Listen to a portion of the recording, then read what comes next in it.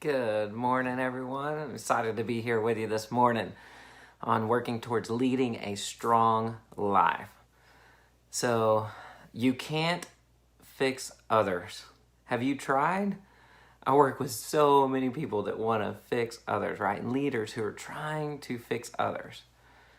Let me know if you've tried to fix others and how that's gone for you, right? I love this quote that I learned from a mentor of mine, from Dr. Rome. He says, "You can't fix others, but you can fix yourself."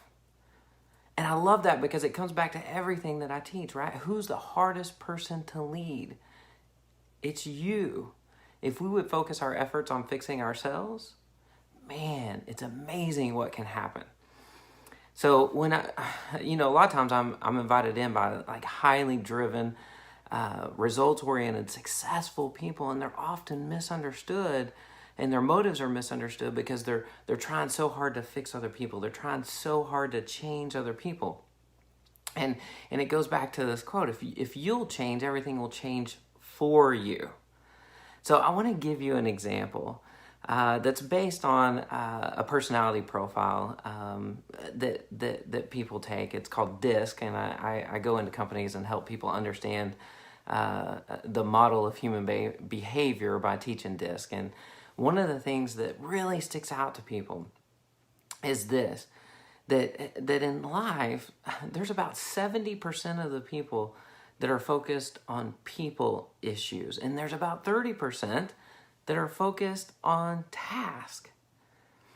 And often that's where a lot of our conflict comes in. If I'm thinking about a task or numbers and somebody else is thinking about people and we're having a conversation, that's where the conflict comes in, because the task may be different than what the people is.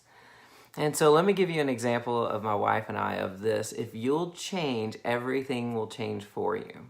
My wife and I understood the personality profiles. We understood more about each other. And over about a year, started communicating better. And I've seen this happen in teams as well. So here's the story. So we were selling our house.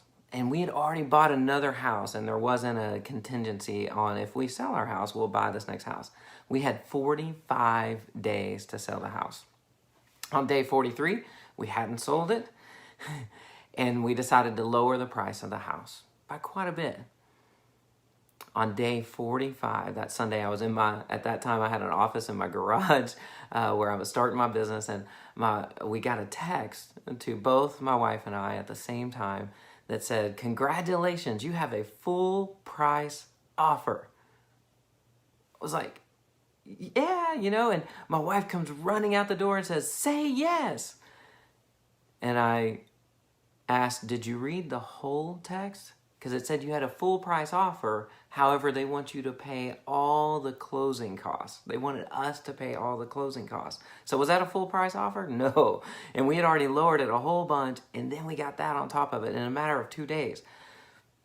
That was hard for me. So I walk in back to the house and follow her. The kids are in the living room. We go into the kitchen, and she looks at me and she says something that she's never said before, because she understood me and she changed herself to communicate with me. See, I'm a budget Nazi, self-proclaimed budget Nazi. Numbers, tasks, the engineer in me. And she looked at me and she goes, "Braun, I know you're thinking about the numbers." And I was like, "Yeah, I am. I'm thinking about the numbers." She was speaking my language. "You're thinking about the numbers." I was like, "Yes." She's speaking my language. Before, she used to say, "Well, I feel like we should do this." Well, feelings don't matter to me when it comes to numbers, right?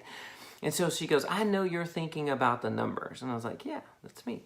And then she said, "I'm thinking about what it would be like to live with you in 2 months if we don't get another offer on this house and we have 2 mortgage payments." I could receive what she was thinking or what she was feeling because she changed the way she communicated with me. And I was like, sold.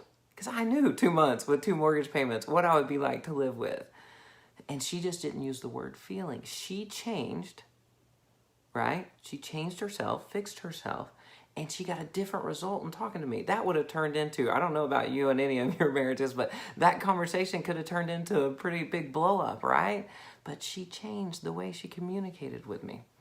So again, you can't fix other people, but you can fix yourself. Who's the hardest person to lead? Me. If I'll focus 80% of my leadership efforts on me, others will naturally follow.